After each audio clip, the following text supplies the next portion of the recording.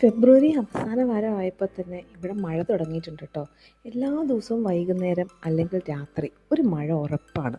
ഇതിപ്പോൾ ലാസ്റ്റ് ഫെബ്രുവരി വീക്കിൽ എല്ലാ ദിവസവും ഇങ്ങനെ തന്നെയായിരുന്നു.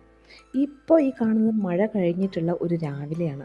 അതൊരു പ്രത്യേക ഒരു തണുപ്പും കോടമഞ്ഞും ഒക്കെ ആയിട്ട് ചുമ്മാ അതൊക്കെ ഒന്ന് കാണാൻ വേണ്ടിയിട്ട് ഞാൻ വെറുതെ ഒന്ന് പുറത്തേക്ക് ചെറിയൊരു റൈഡിന് ഇറങ്ങിയതാണ്. അപ്പം നമ്മുടെ നാട്ടിലുള്ള മോർണിംഗ് ഫെബ്രുവരി ലാസ്റ്റ് വീക്കുള്ള മോർണിംഗ്സ് എല്ലാം ഇങ്ങനെ തന്നെയാണ്.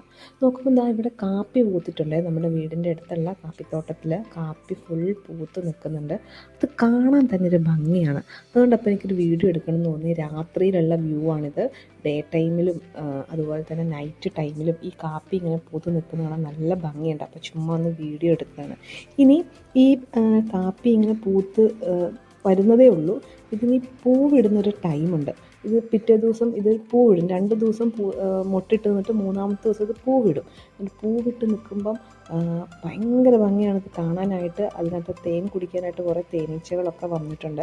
ഇത് മാത്രമല്ല, ഇത് പൂവിടുന്ന ആ ദിവസം രാവിലെ നമ്മൾ എണീറ്റ് വരുമ്പം വീടിന് ചുറ്റും നിറയെ കാപ്പിപ്പൂവിൻ്റെ സ്മെല്ലായിരിക്കും. അടിപൊളി സ്മെല്ലാണ്. ഇത് പ്രത്യേക ഒരു മോർണിംഗ് വൈബ് തന്നെയായിരിക്കും. അപ്പം ഇതൊക്കെയാണ് എൻ്റെ നാട്ടിലെയും വീട്ടിലെയും വിശേഷം.